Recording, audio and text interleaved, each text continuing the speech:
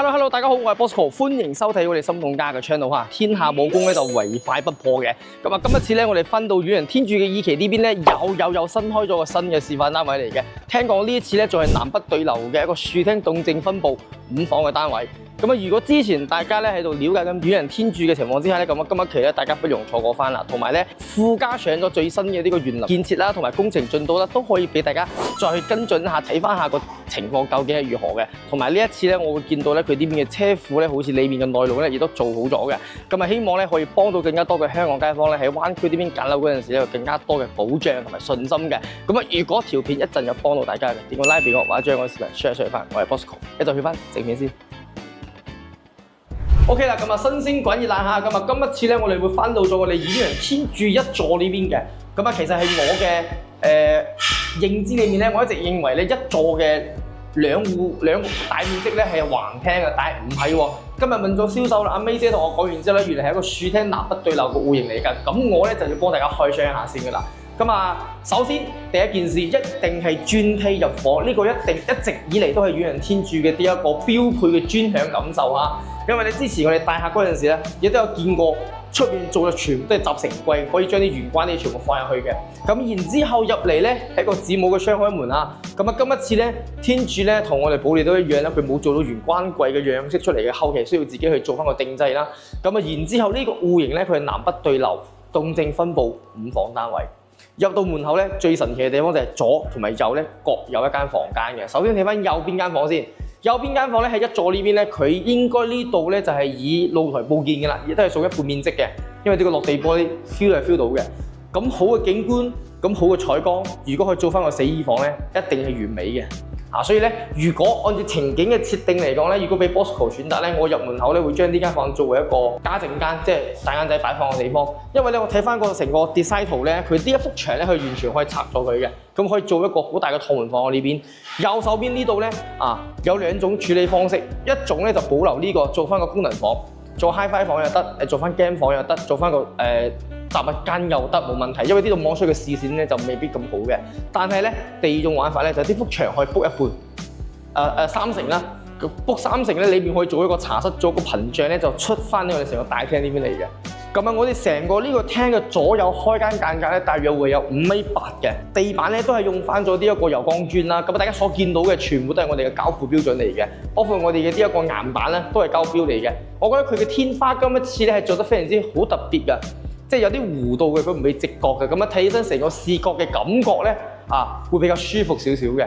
咁啊，係咪先？包括咧呢度係中央冷氣咧，係屬於一個交付標準嚟㗎嚇。咁啊，左右兩邊嘅兩個嘅廚房嘅呢個玻璃門咧，佢係拉鏈式去閘起身嘅，就 L 字形咁樣封起身係冇問題嘅。唔用嗰陣時咧，你就推開佢。所以喺呢個地方，我更加希望大家如果到時買呢個單位咧，喺呢個地方可以做翻個灶台咧，可以做翻個閒節咁樣嘅。咁平時一支公或者係話兩夫妻食飯嗰陣時咧，就可以台面上食嘅。咁啊，如果唔食嗰陣時，或者人多嗰時，你可以拉出嚟，咁樣我覺得會方便好多。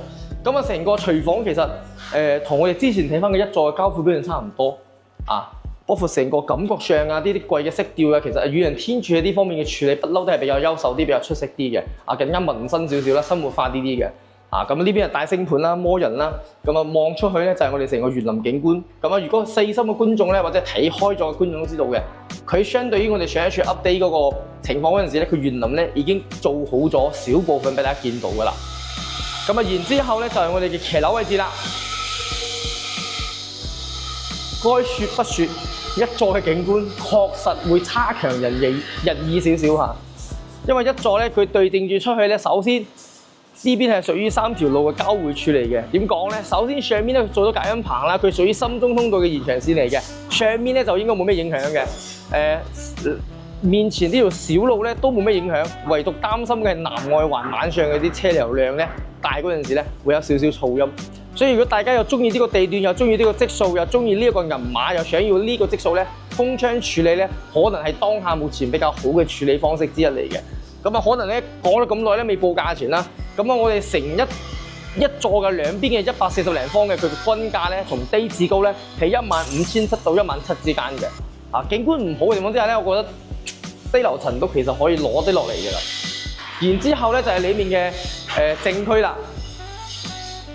呢一次嘅呢個我哋嘅客廁嚇，你會見到咧佢嘅左右闊度係闊咗啲嘅，冇我哋之前嗰個咁窄深咗嘅。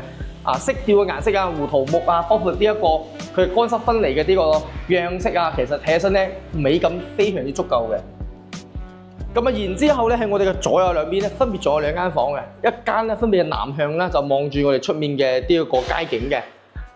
右手邊呢邊咧就會有一個望住園林同埋街景各佔一半嘅呢一個配額嘅呢個景觀。大家可以做翻個參照。房間其實都唔細㗎，米5個床，再做埋個櫃，完全係足夠翻嘅。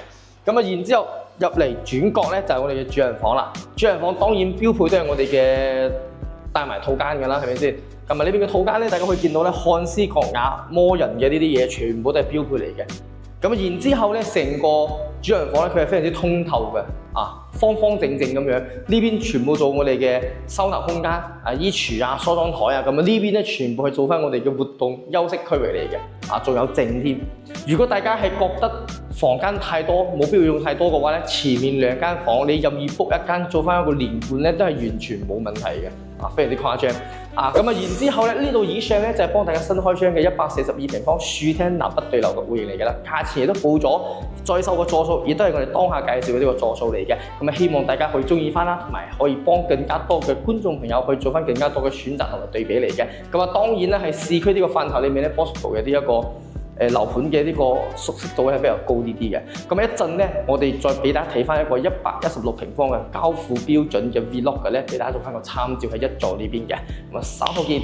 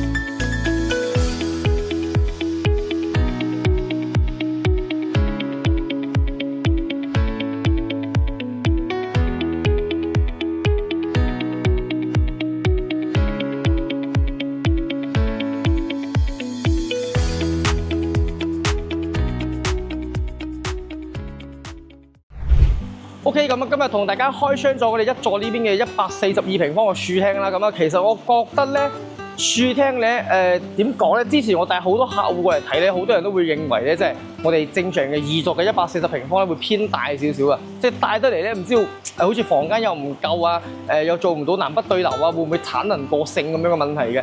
呢一次嘅一座嘅142平方推出嚟之後咧，我覺得咧就俾廣大嘅觀眾朋友咧就多咗個參照嘅空間嘅。有啲人可能中意會南北對流啦，樹廳咁樣嘅動靜分佈啦，房間再多少少啦，我可以做更加多嘅收納啦，或者係居住啦。其實呢啲咧都係屬於升級嘅一個板房嚟嘅。對於我而言嚟講，然之後整體嘅均價15700起咧，亦都符合目前你在售嘅呢個一座嘅呢一個座數嘅景觀啊，包括呢個定價嘅。可能美中不足嘅地方咧，就真係景觀上面會差少少2座咧點講都好咧，都有園林望住。再高啲啲咧，可以約過一座去睇，因為成個一座咧，到時候咧佢只有24層嘅層高嘅，2部 lift 3個人家。所以話咧，大家去選擇嗰陣時咧，我個人覺得咧，可以多問 Bosco。點解咧？可以上實體樓幫大家多睇下高層嘅、中層嘅、低層嘅大概嘅景觀究竟係如何嘅，如何先可以揾到一個適合自己嘅樓盤個樓層嗰度質素都一樣。然之後咧，呢個樓盤嘅呢一個亮點咧，包括周邊嘅配套咧，要同大家再復述多一次嘅咧。步行行去後面嘅天虹咧，應該就需需要3到5分鐘嘅時間。裏面有 supermarket 啦，有士多啦，有正常嘅餐飲嘅呢啲商場咧，全部都係鋪滿晒嘅。晚上呢邊嘅大排檔啊，包括我哋隔離嘅華發商都啊，包括我哋嘅東區嘅宵夜檔嘅菜南子呢邊咧，其實亦都係揸車大概就係5到10分鐘時間咧，就全部都可以滿足晒㗎啦。咁啊，我哋樓盤正前方咧，仲有國家級嘅森林公園，呢啲咧係負離子極高嘅一個 location 嚟嘅。咁同埋大家平時咧又可以踩下單車啦、行下水庫啦、爬下山咁樣啦。咁啊，其實好貼切到我哋灣區呢邊嘅一個慢節奏嘅生活，同埋有一個綠養咁樣嘅一個狀況嘅。所以咧，我希望咧就可以俾更加多嘅朋友知道，其實宇仁天主咧，除咗景之外，其實各方方面面咧都係非常之優秀嘅。希望咧就可以讓大家可以更加多嘅認識到天主呢個樓盤，而且仲係新中式嘅現代風格啊！希望大家會中意翻嘅。咁如果對呢個樓盤有任何嘅疑問咧，隨時歡迎諮詢 Bosco 呢邊嘅。希望條片咧可以讓大家喜歡翻嘅，follow翻我哋嘅 channel， 將個視頻點個 like。咁我哋下期再見啦，拜拜。